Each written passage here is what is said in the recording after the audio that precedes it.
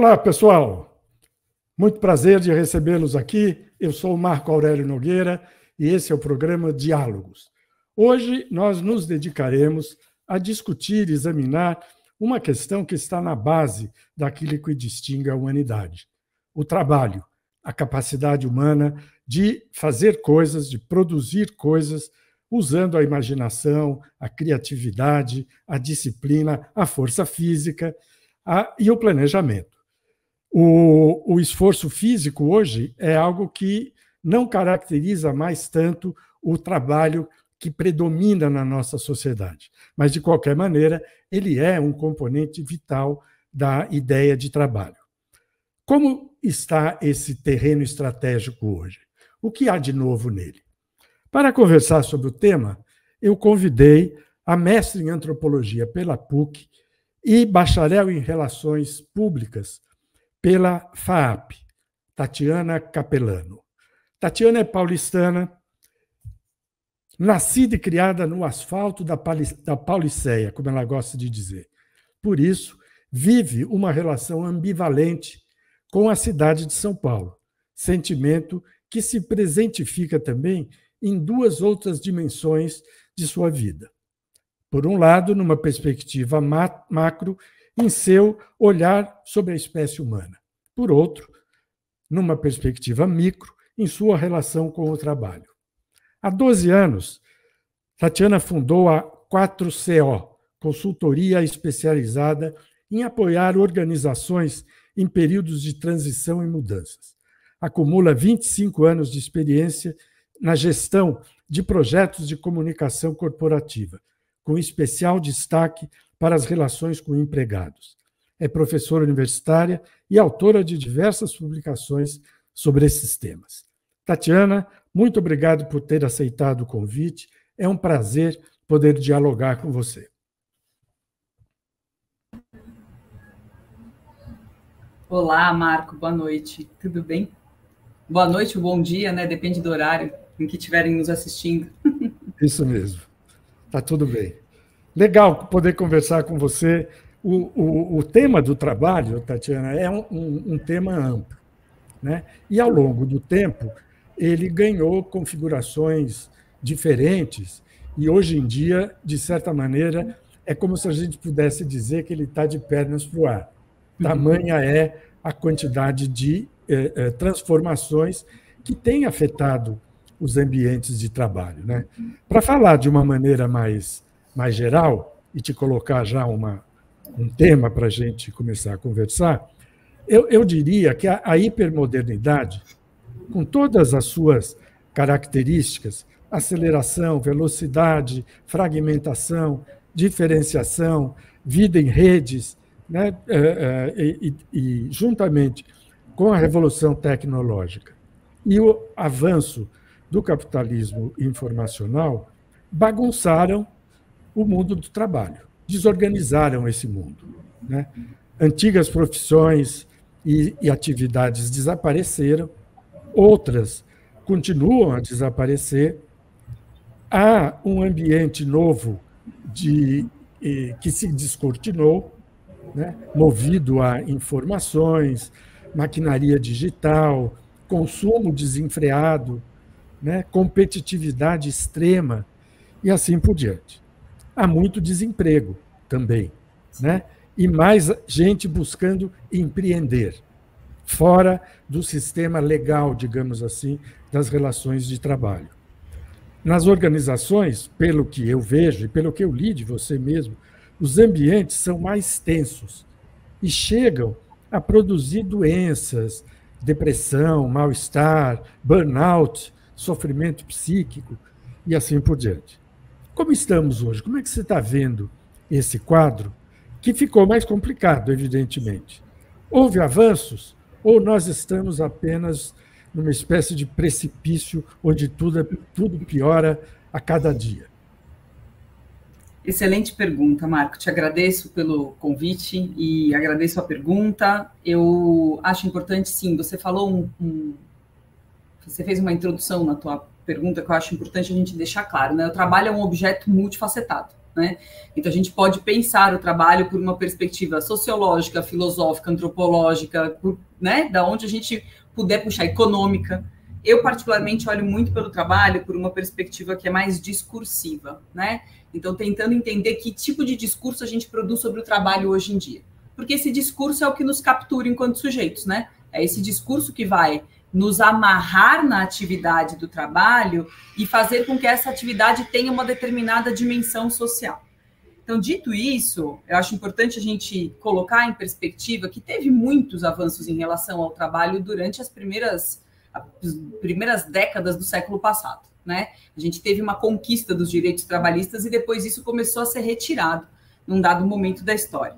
Hoje, me parece que quando a gente pensa na questão da tecnologia atropelando o trabalho ou colocando o mundo do trabalho de pernas para o alto, como você trouxe, eu acho que a gente continua acreditando numa promessa, né, lá do começo, do meio da modernidade, que nos disse que a tecnologia ia nos ajudar a trabalhar cada vez menos. E o que a gente observa é que o avanço da tecnologia tem nos feito trabalhar cada vez mais horas e de uma forma mais intensificada, né? A intensidade da jornada não é necessariamente a quantidade de horas, né, mas o volume de atividade produtiva que a gente desempenha. Então, essa promessa da tecnologia, ela não se cumpriu. Pelo contrário, ela foi no sentido oposto do que era dito. O que me parece é que a gente considerar esta narrativa é a gente considerar que o que molda o sistema econômico é a tecnologia, quando, na verdade, o que faz o sistema econômico se manter é o lucro. Então, a tecnologia, ela gera mais lucro. E se ela gera mais lucro, ela vai ser mais cooptada pelo mundo do trabalho, para que a gente continue gerando cada vez mais lucro efetivamente. Eu acho interessante que já em 2011 saiu uma publicação chamada The Coming Job Wars, uma publicação do Gallup, que é um instituto de pesquisa mundial, dizendo que a próxima grande guerra mundial que a gente teria seria pelos trabalhos que a gente entende que são os trabalhos protegidos, né? Aqui no Brasil, os que estão consolidados, né? Os que estão regulados pela CLT, pela Consolidação das Leis Trabalhistas. Mas isso era 2011 já, né? Em 2018, mais ou menos, o presidente fundador do Fórum Econômico Mundial escreve um livro chamado A Quarta Revolução Industrial, que ele aponta para a problemática da falta de emprego oriunda do avanço da tecnologia. Então, por que eu trago esses dois pontos de referência para nós aqui, né? Porque o que a gente está assistindo hoje é uma tragédia anunciada. Está há décadas sendo discutida. Se nada foi feito, é porque não há interesse de se fazer, né? E eu colocaria um agravante, talvez, nessa história, que é o seguinte: a pandemia do Covid-19, ela, eu sempre brinco, né? Ela mostrou para o empresariado, ela deixou claro para os donos do capital que o ser humano morre. Talvez eles não acreditassem nisso até então, porque era sempre, né, uma jornada cada vez, uma corda que se estica ali em relação ao trabalho cada vez mais tensionada. Mas a gente entendeu ali que o ser humano morre. Logo, o sistema não pode ser dependente desse bichinho tão sensível que é o ser humano. Isso acelerou enormemente o investimento em tecnologia nas empresas do segundo ano ali da pandemia, né, 2020, 2021 para frente. Essa semana mesmo eu vi um dado no Valor Econômico de uma pesquisa feita só com diretores financeiros. Depois eu até mando para vocês, se vocês quiserem usar isso como referência ou usar o próprio gráfico aqui na edição do vídeo. 60% do investimento previsto para as empresas esse ano é em tecnologia. Uma parte em processos. E a outra pequena parte não qualifica necessariamente o que é, mas o que eu acho interessante é não tem linha de investimento em pessoas. Então, talvez a gente precisa entender, né, de uma vez por toda, que pessoas não importam para o sistema econômico que a gente vive. Então, não há nenhum interesse genuíno em se discutir, aparentemente, me parece, em se discutir esse tipo de assunto. Então, sim, acho que a gente está na beira de um precipício grande. Olha, eu concordo com isso, acho que é por aí mesmo, embora eu sempre tenha uma tendência a relativizar os diagnósticos mais apocalípticos, né? Que não são os seus. Não estou dizendo que você está fazendo esse diagnóstico. Mas é provável que no meio na ponta desse precipício, também exista algum tipo de acomodação positiva, né? Que deriva um pouco da capacidade efetiva que a automação tem de reduzir a força física, né, e substituí-la pelo esforço mental, vamos dizer assim. O que abre a porta para uma série de questões que vão para a área da psicologia, vão para a área, né, de uma sociologia das pessoas hoje no mundo do trabalho, né? Eu gosto muito da ideia, Tatiana, não sei como que você recebe isso, de que pelo menos há uns 10, 15, 20 anos, a data aí não tem tanta importância, as organizações, todas elas, não só as produtivas, mas todas, as escolas, as próprias famílias, né, os sindicatos, partidos, tudo, os clubes, passaram a enfrentar um processo muito reiterado de sofrimento organizacional, né, que é uma expressão que eu usei num dos meus livros e tal. O que significa que as organizações sofrem? Significa que elas precisam usar mais recursos para produzir as mesmas coisas, recursos financeiros, evidentemente, e recursos de pessoas. Só que no caso das pessoas, as máquinas estão problematizando o uso das pessoas, né? Até certo ponto, substituindo uma parte das pessoas. Nesse quadro de sofrimento organizacional, como está sendo, qual está sendo a reação das empresas? As grandes empresas que você conhece, elas estão cientes desse quadro? Estão tomando alguma providência para contornar esse quadro de sofrimento, vamos dizer assim? Sim. Marco,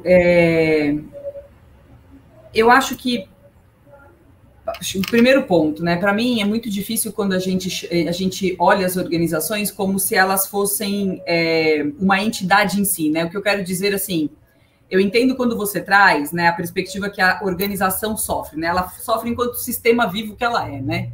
Esse sistema ali formado por pessoas, né? Essas pessoas que estão lá dentro, me parece que de alguma forma é impossível hoje negar o sofrimento psíquico produzido pelo ambiente do trabalho no sujeito que trabalha, né? Em todos os níveis, né? A gente teve muito durante a pandemia, entrevista de CEOs que estavam passando por quadros de burnout, tá? Enfim, o assunto tomou corpo de alguma maneira. Mas também acho importante pontuar que a pandemia ela se tornou o bode expiatório, né, dessa situação, quando, na verdade, os estudos sobre sofrimento psíquico relacionado ao trabalho, eles existem pelo menos ali desde o final, do meio da década de 70, né? Então, não são estudos... A pandemia, ela só colocou o sofrimento numa outra categoria de trabalhador, que é o que a gente comumente chama de white collar, né? Que é o trabalhador, efetivamente, de área administrativa, né? Porque o trabalhador de área operacional sofre física e psicamente há muito tempo. Então, acho que a gente tem que entender, primeiro se perguntar quem é que sofre. Me parece que muita gente sofre. Inclusive, altos escalões hoje em dia também sofrem, né? Agora, esse sofrimento, ele é muito diferente a depender do nível que a gente olha dentro das organizações. Ele vai se manifestar e se produzir de maneiras bastante distintas, né? O que me parece que esse tensionamento que você traz, né?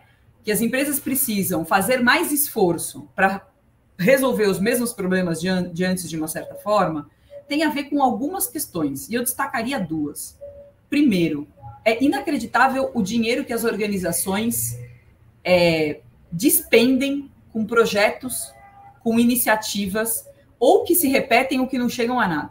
Então, o mercado econômico das grandes empresas, ele tem muito dinheiro. Tanto que eles gastam dinheiro aleatoriamente. Você vê... Eu não canso de ver projetos sendo repetidos e infinitas consultorias sendo contratadas, né? E mudanças de estrutura. Isso tudo vai despendendo muito dinheiro, que poderia ser um dinheiro, vamos dizer assim, né, melhor pensado dentro da organização. Um segundo ponto, e aí eu vou me valer, na verdade, da proposta de um antropólogo norte-americano, que é o David Graeber. Ele vai dizer que hoje em dia a gente tem muitos trabalhos que ele nomeia como bullshit jobs, né? São trabalhos que não produzem nenhum tipo de valor social. Esse trabalho é um trabalho que produz adoecimento e sofrimento, porque o próprio sujeito que trabalha não reconhece na atividade que ele desempenha nenhum tipo de situação em que tenha um ganho social. O trabalho dele não produz nada de relevante, na verdade. Que são trabalhos muito atrelados à burocracia, né? Então, o próprio Graeber, eu não sei se você conhece esse livro dele, é um livro fabuloso. Ele vai explicar um pouco isso, né? E vai ajudar a gente a entender que o sistema econômico vai produzindo ocupações que realmente não têm valor social nenhum. São meramente ocupações que precisam dar conta da burocracia do próprio sistema. E que, de uma certa forma, dentro das organizações, também causam, vamos dizer assim, né, um estresse e um tensionamento na produção da atividade efetiva do trabalho, né?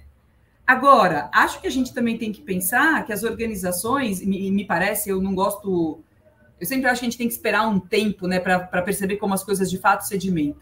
E a chegada da tecnologia agora, que bateu de uma forma mais intensificada, quando a gente pensa aí no uso das inteligências artificiais regenerativas, né, os chat GPTs da vida, eu acho que ainda está se entendendo como isso vai acontecer, né? A greve dos roteiristas e dos atores de Hollywood no segundo semestre do ano passado mostra para a gente que há uma resistência, né? CONAR, recentemente, aqui no Brasil, declarou que não pode existir o uso de inteligência artificial em determinadas áreas da produção criativa.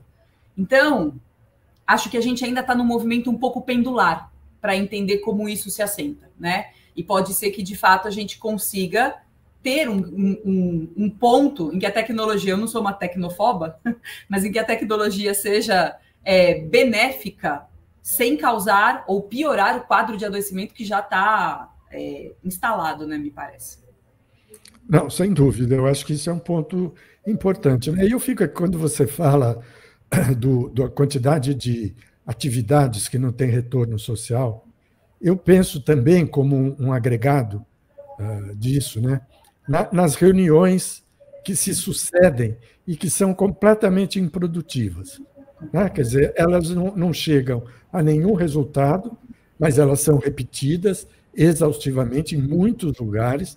Eu sou uma pessoa da universidade, eu sei como é que a gente se reúne sistematicamente para chegar a lugar nenhum, né? Então, é um pouco um universo que tem uma vertente de faz de conta que, sem dúvida nenhuma, sobrecarrega as pessoas e não dá a elas um retorno efetivo em termos de contribuição para aquela organização ou para a vida social como um todo, né? Sim, agora, perfeito. Eu queria ampliar de novo o foco e pensar assim, como é que você vê a repercussão dessas novas características do universo do trabalho nas sociedades, né? Como é que isso rebate nas famílias, né? Nas organizações de vizinhança, por exemplo, né? Nas cidades e muito no relacionamento entre as pessoas, na cabeça das pessoas, né? Quer dizer, eu acho que nós temos aí, você é uma pessoa que se dedica a pensar isso, com certeza, né? Um quadro extremamente sugestivo, como se a gente pudesse dizer que a hipermodernidade, digamos assim, esse novo mundo que está despontando aí, fosse a determinação principal do caos em que nós estamos mergulhados, dessa sensação de que a vida louca saiu do nosso controle. A vida é louca e está fora do nosso controle, né? Quer dizer, é uma situação extremamente complicada, né? Como é que você vê isso? Sim.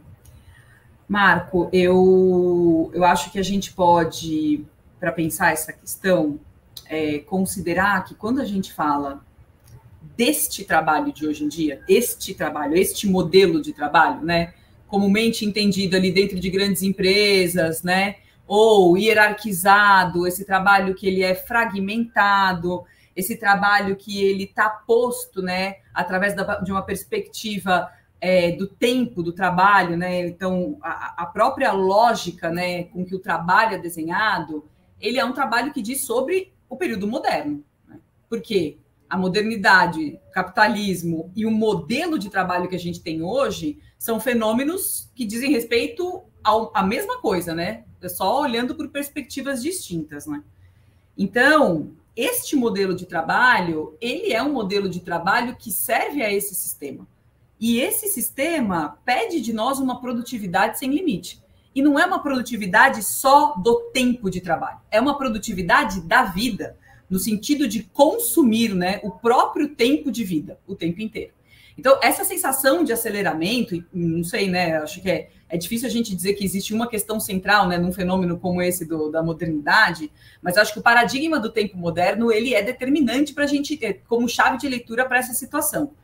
E essa lógica produtiva, ela tem a ver com esse tempo, né? Com esse tempo que vai se fragmentando em várias múltiplas tarefas, que hoje em dia não é raro você estar conectado. Eu estou conectado aqui falando com você, meu celular está aqui do lado, conectado com uma série de coisas acontecendo, e ao mesmo tempo tem uma outra tela na minha casa ligada com outro tipo de informação circulando, né?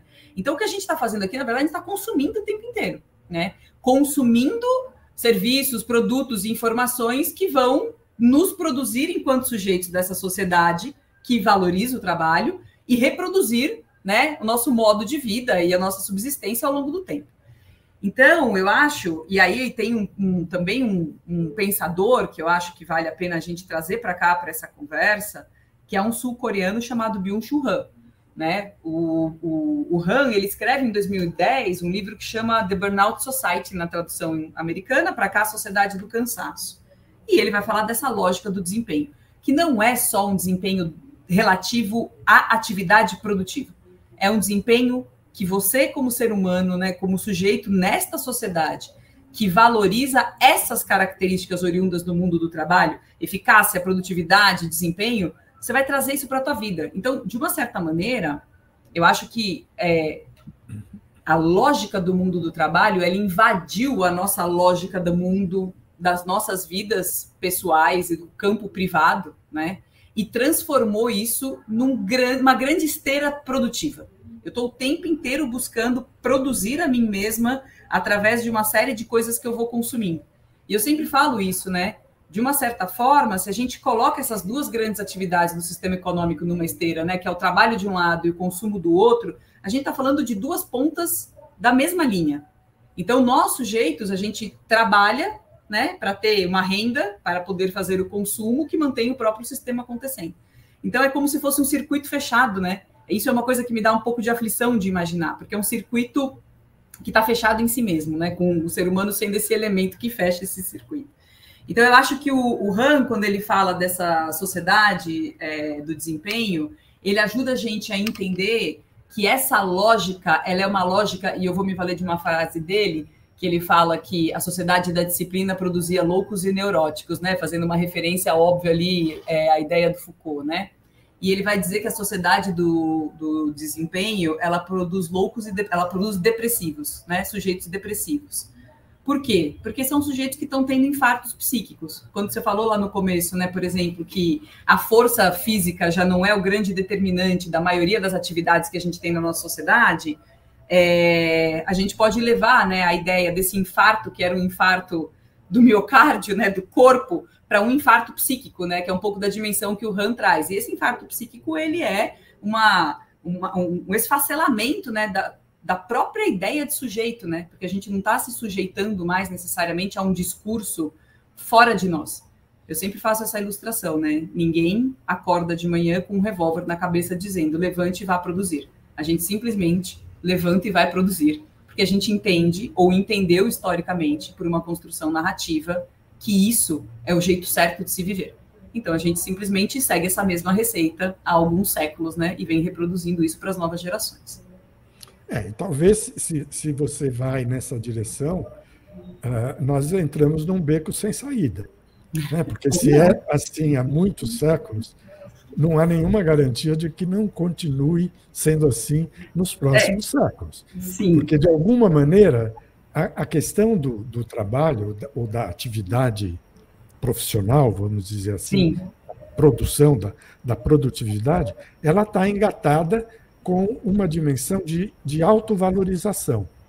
Né? Sim. Quer dizer, quem não tem esse acordar de manhã e ir para o trabalho pode perfeitamente se sentir inferiorizado, vamos dizer assim. Se sente, sim. Certamente. Né? Então, essa lógica que você está mencionando, com a qual eu concordo, ela, de certa maneira, se compõe de uma maneira complexa, porque ela estoura psiquicamente a pessoa, mas, ao mesmo tempo, dá a ela uma certa recompensa, que é... Simbólica, sim. Simbólica, com certeza, né? E materialmente, não. Por isso, eu acho que... Hoje em dia é mais difícil. É mais difícil, porque os salários... Para a grande maioria, materialmente, não, né? Materialmente, não. Eu gasto para a grande maioria mesmo, porque todo mundo se põe numa atividade produtiva achando que está ganhando menos do que merece. Né? Isso é também da natureza humana, vamos dizer assim, um clássico. Né? Um clássico. Agora, então, eu acho que essa complexidade da questão do trabalho, ela tem uma capacidade de reverberar em muitas dimensões. Né? Quer dizer, você pega essa situação e transfere, por exemplo, para a vida familiar. Né? A gente hoje acostumou a falar em família disfuncional, né? Mas provavelmente a família disfuncional está rolando há muito tempo por outras causas, outras determinações. Hoje, provavelmente, a família disfuncional ela sofre a incidência muito expressiva dessa situação que vem do trabalho. Isso é uma coisa que eu queria te falar. A outra coisa é que o consumo de informações, né, que faz hoje parte de uma parcela muito grande da nossa atividade, não só fora dos ambientes de trabalho, essa que você mencionou, o celular, a televisão, o entretenimento, os jornais, as notícias, etc., etc., segue uma via diferente da do trabalho. Ainda que siga a mesma via capitalista, ela não é um elemento que segue a lógica econômica somente. Ela segue a lógica econômica, sobretudo quando você olha a produção de informações pelas grandes empresas. Mas nós, indivíduos, os nossos grupos, as nossas redes, também produzimos informação, mesmo sem estarmos conectados a uma dinâmica capitalista expressiva. Né? Isso forma um nó, né? Porque como é que você vê? Você não pode viver sem essas informações. E, ao mesmo tempo, ao absorvê-las, você sofre. Porque você não sabe o que fazer com tudo isso. Fazer com elas, claro. Claro. Eu concordo, Marcos. Eu acho que aqui, e por isso que eu falei um pouco no começo, né? Eu olho para a questão do trabalho numa perspectiva discursiva, né? Então, quando você fala que dá uma sensação, né, que a gente está num beco sem saída, eu até lembrei do dia da defesa do meu mestrado, que um dos membros da banca que estava fazendo a arguição, ele falou, tem saída? Eu falei, não, tem que ter, né, gente? Porque senão, né? Mas o que eu coloco é o seguinte, né? Eu acho que o trabalho, assim como outras grandes narrativas modernas, elas estão sendo postas em questão. Outras narrativas que eu digo, modelo de família é uma, né? Tipo de relacionamento, né? Então, hoje se discute o que é modelo de família. A gente discute qual que é o papel da monogamia na construção do patriarcado. Então, assim, eu acho que tem uma série de narrativas, e eu acho que o trabalho é uma dessas grandes narrativas da modernidade, que elas estão sendo questionadas. Tanto que eu costumo sempre fazer a seguinte ilustração, né? Se você colocar no Google lá, portão de Auschwitz, e ver uma foto, o que está escrito na entrada do portão de Auschwitz é o trabalho liberta. E eu sempre digo que essa é a maior conto da carochinha, né? A maior anedota que nos contaram ao longo da história, né? Da história moderna aqui recente, né? A respeito do trabalho, porque o trabalho nunca nos libertou. Nem na antiguidade clássica. O trabalho era desempenhado por escravos, né? Então ele nunca esteve atrelado a uma noção de liberdade, mas ele precisou ser atrelado discursivamente a uma noção de liberdade a partir do momento que a gente precisava fazer com que um contingente enorme, né, de trabalhadores antes escravizados se dispusessem a um outro modelo de trabalho.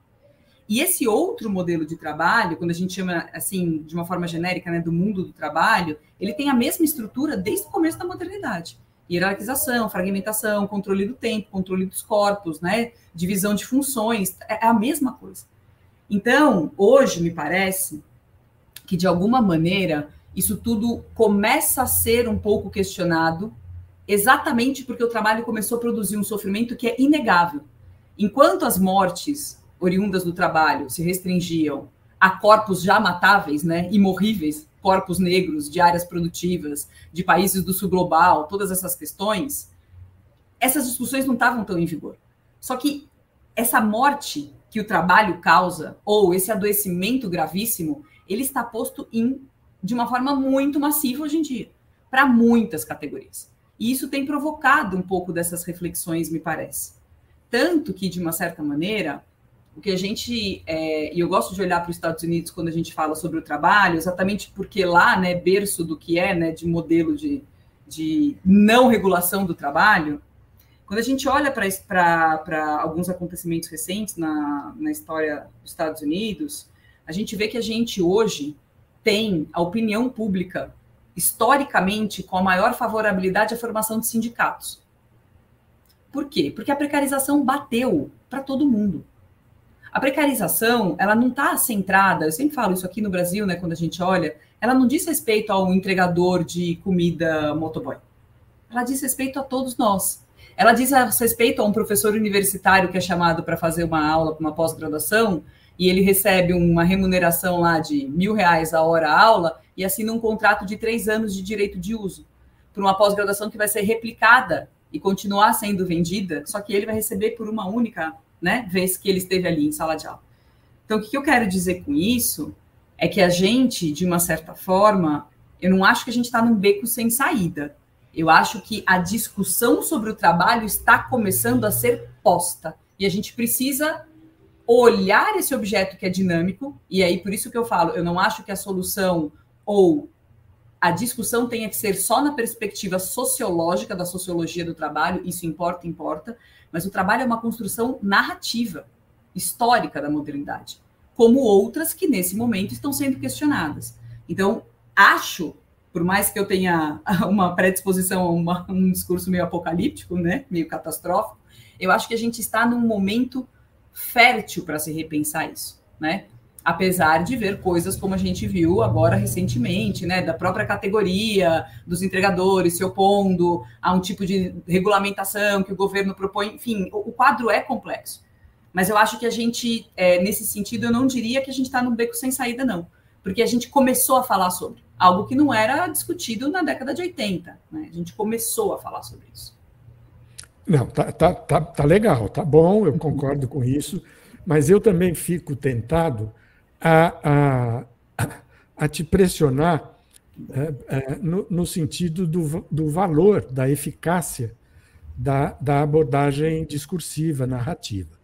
Né? Porque, no fundo, você tem hoje... Eu concordo com essa visão de que nós estamos num momento fértil, né? Mas é um momento fértil que não está conseguindo ser traduzido em termos práticos políticos, vamos dizer Concordo. assim. Né? Então, ele fica muito no ambiente acadêmico, que também não repercute. Não resolve tanto, muita coisa.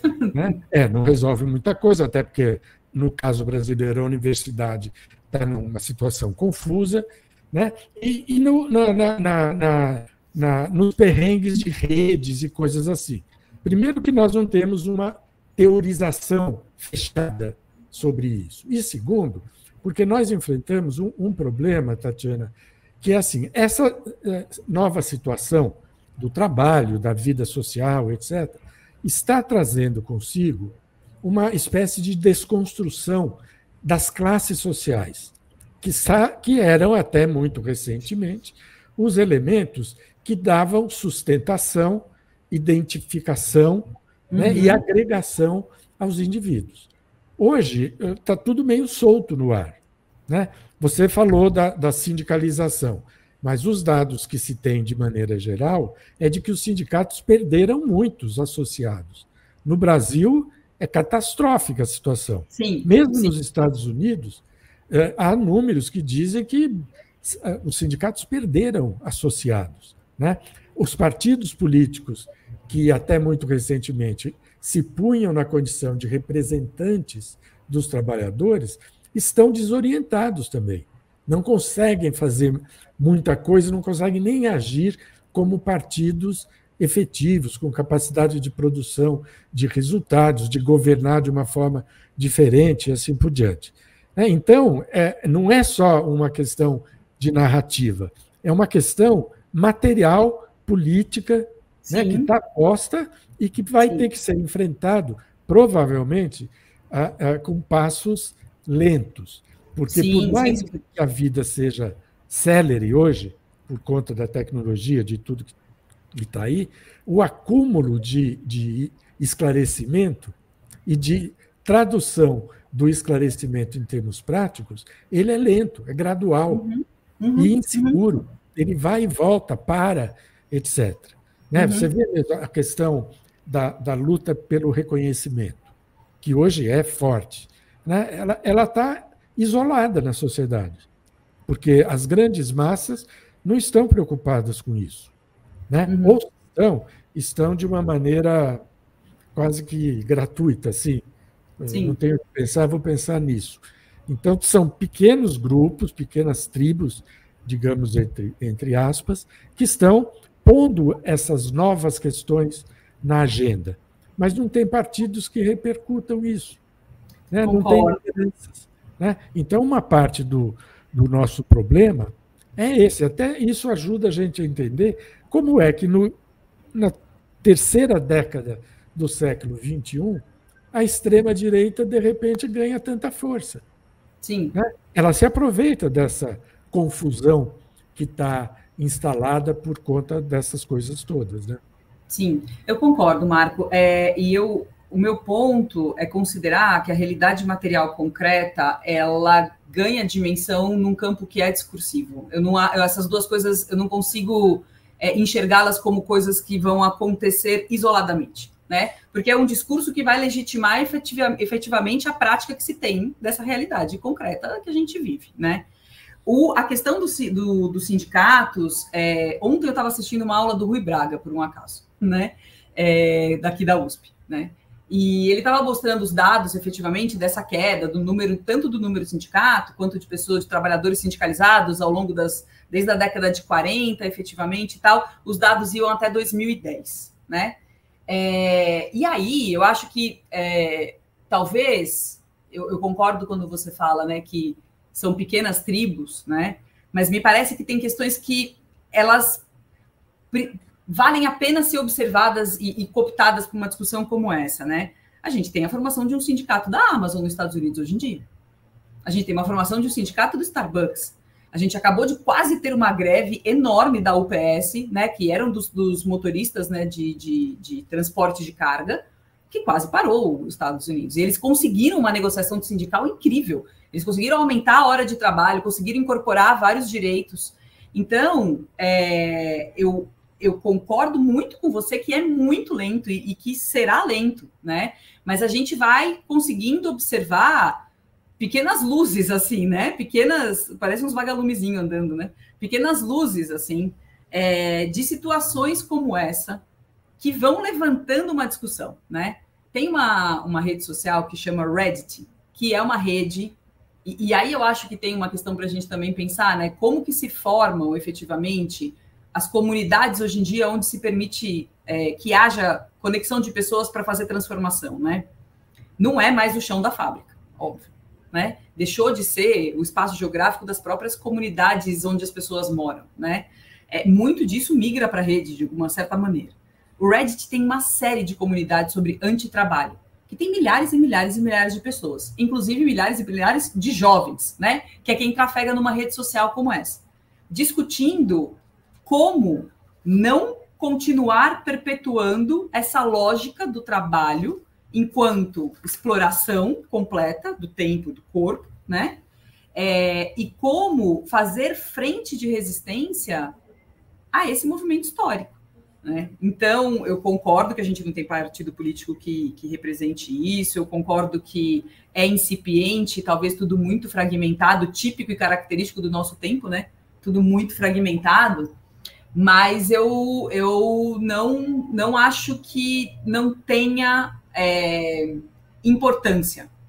Eu acho que tem importâncias isoladamente e que a gente consegue, talvez, né, observar no todo, principalmente quando a gente fala dessas novas gerações. Não, claro que tem importância. O meu ponto, eu insisto sempre nele, é que você tem muitas coisas acontecendo em termos positivos, mas não tem um movimento de coordenação Não tem. global disso. Né? Você não tem alguém que reúna as diferentes tribos, vamos dizer. Alguém, Concordo. não precisa ser uma pessoa, pode ser um mega partido, qualquer coisa. Tanto que é muito difícil hoje nós termos consensos sobre o que quer que seja. Os consensos hoje estão em falta no mercado, né? Vamos Perfeito. dizer assim, Sim, sim, no sim, sim. mercado político em Sim, sim. particular. Né? Agora, você falou aí em jovens, né? E eu queria te perguntar, já caminhando para o fim do nosso papo, Claro. fazer duas questões. Eu vou fazer separadamente para você ficar mais à vontade.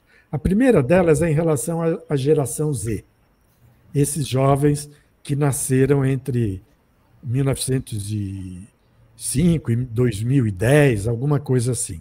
Né? Esses nativos digitais, que são também nômades digitais, trabalham de qualquer lugar, né? Tem uma outra forma de atividade, tem outro tipo de inserção na vida, né? Talvez sejam muito flexíveis, talvez tenham menos disciplina e organização e assim por diante.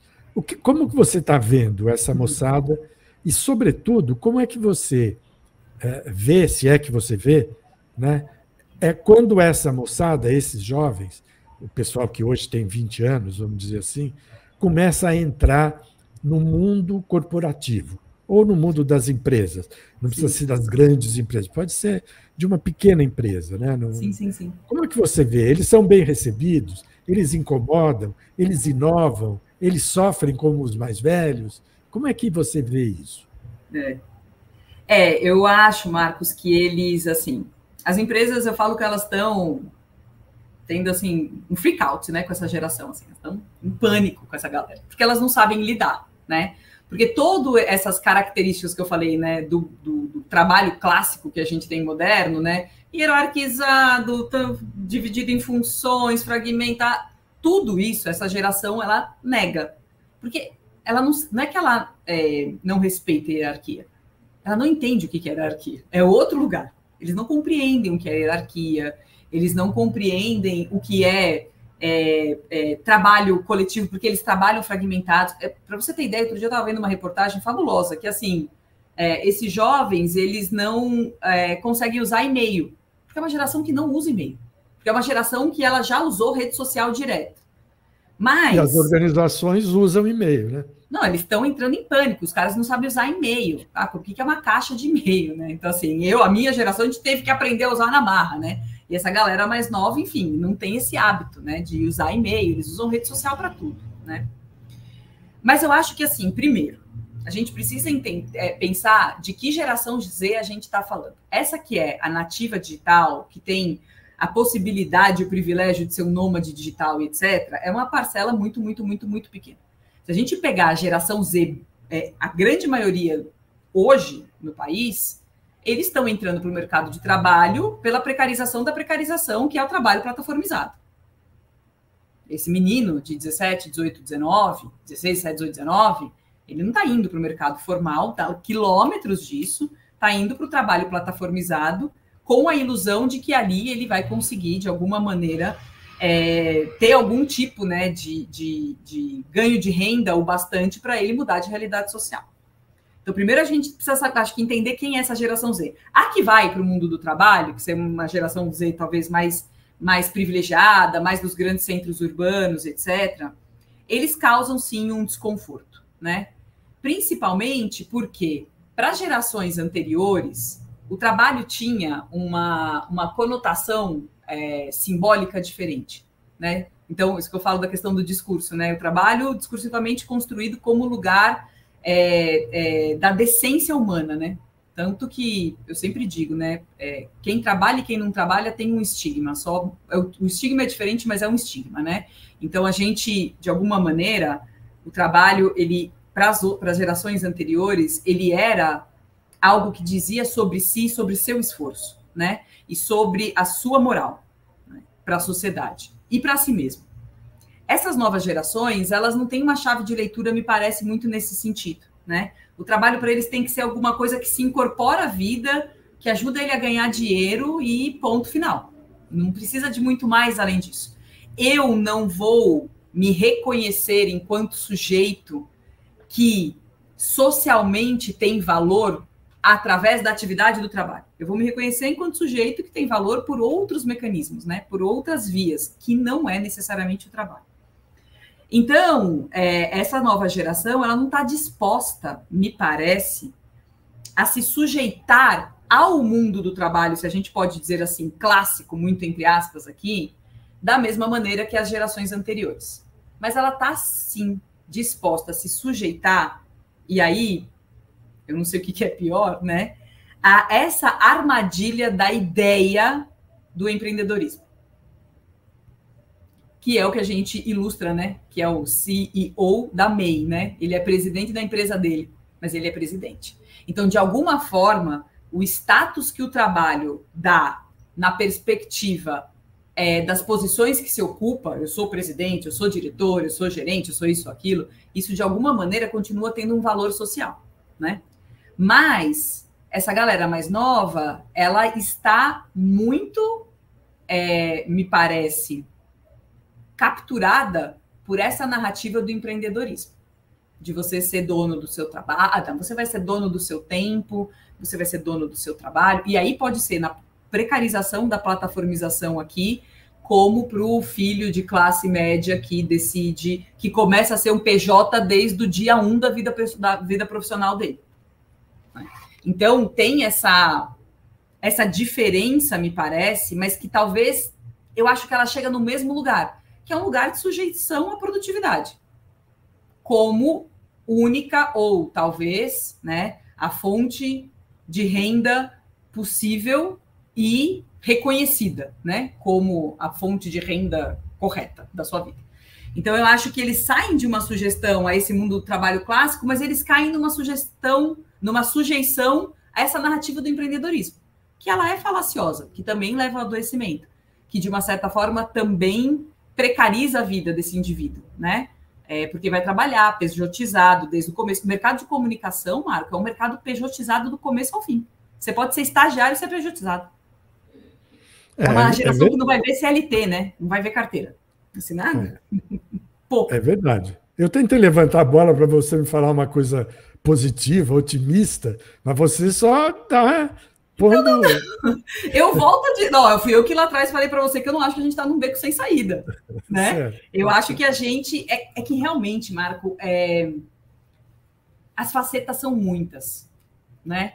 Então, assim, é isso. Tem a dimensão sociológica, tem a dimensão histórica, a dimensão econômica para falar do trabalho. Não, e tem, né, Tatiana, o abismo social, né?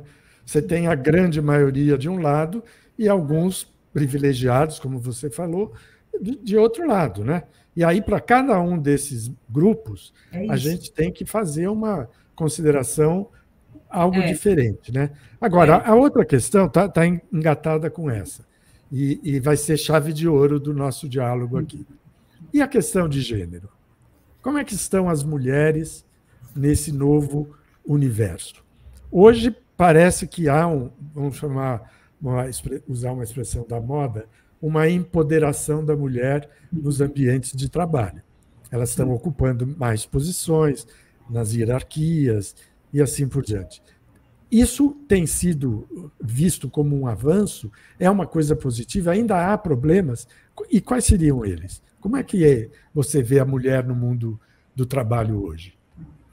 Marco, tentando ser muito objetiva na minha resposta, eu acho que a questão de gênero, assim como outras questões dentro do ambiente corporativo, elas avançam no campo da narrativa muito mais rápido do que avançam no campo concreto, né?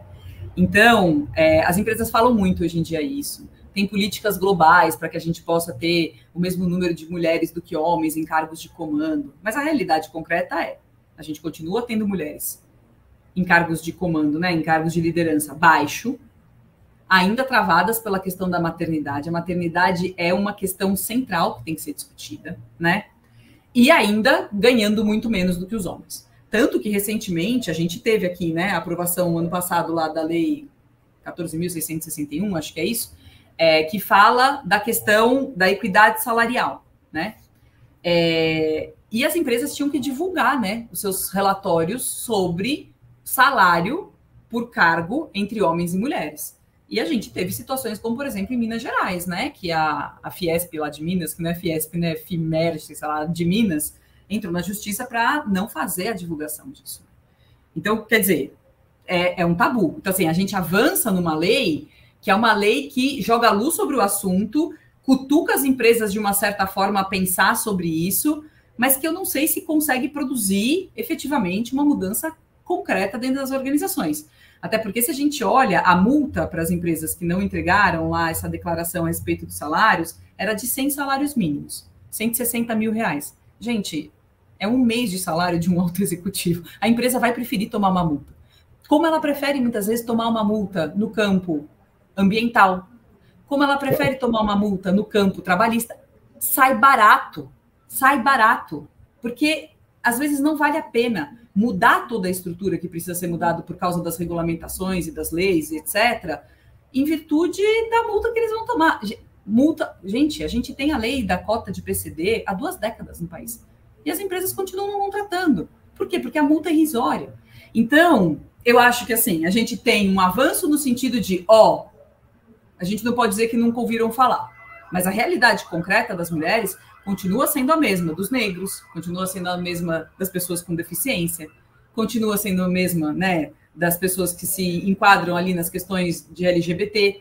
Então, o mundo corporativo, eu costumo dizer, Marcos, que o mundo corporativo ele é uma grande piada, né? Assim, ele é cheio de afetações, né? Cheio de trazer para si, né, essas demandas sociais para as empresas continuarem se colocando como agentes sociais relevantes, né, e que tem ali uma preocupação efetiva com o desenvolvimento econômico, né, a narrativa das organizações passa por isso, mas é uma enorme piada, né? A agenda ESG é uma agenda que já está sendo desmontada dentro das organizações. E mal começou, né? Tipo natimorto, né? Tem 3 anos ali de um afã sobre a história, e agora você tem, inclusive, grupos de investidores anti-ESG, porque dá trabalho. E a gente não precisa mudar tudo isso para o sistema continuar existindo. O que vai aparentemente deixar de existir somos nós, o sistema econômico. Então, não sei se tem interesse real de mudança, né? Tem pequenos avanços, né? Um pouquinho mais de mulher, uma preocupação em colocar a mulher dentro do mercado de trabalho, mas ainda enfrenta muito assédio, telhado de vidro existe, né? Acho que também ainda é muito recente, né? Esse movimento, de fato, ele ainda precisa ganhar corpo, consistência, políticas, né? Para que uma mudança mais concreta aconteça, né? Muito bem. Doutora Tatiana Capelano, eu só posso agradecer a tua presença aqui. Foi um diálogo muito bom, eu adorei, aprendi muita coisa, inclusive aprendi a te conhecer, né, que é uma coisa que eu sabia apenas indiretamente, né? Então, eu te agradeço bastante. Nós vamos encerrar o Diálogos aqui, e se você quiser dizer um tchau, com toda a tua simpatia, fique à vontade. Obrigada, Marcos. Super obrigada pelo convite. Eu acho que é um papo sempre, para mim, de aprendizado também, né? E sempre bastante oportuno, no sentido de conseguir, de alguma maneira, compreender por onde a gente pode ir olhando para esse objeto que é tão complexo, né? Mas que é tão essencial nas nossas vidas, né? Para o bem ou por mal, a gente tem uma modernidade que se constrói em cima, né, dessa narrativa sobre o trabalho e essa atividade como algo que nos determina tanto, né? Então, sempre uma oportunidade, te agradeço muito, prazer te conhecer também, e a gente mantém contato. Tá ótimo, e com isso nós encerramos mais esse programa Diálogos, na certeza de que ele está contribuindo para o avanço do esclarecimento e da informação ponderada, sensata, e esperando que vocês continuem acompanhando os diálogos. Até mais.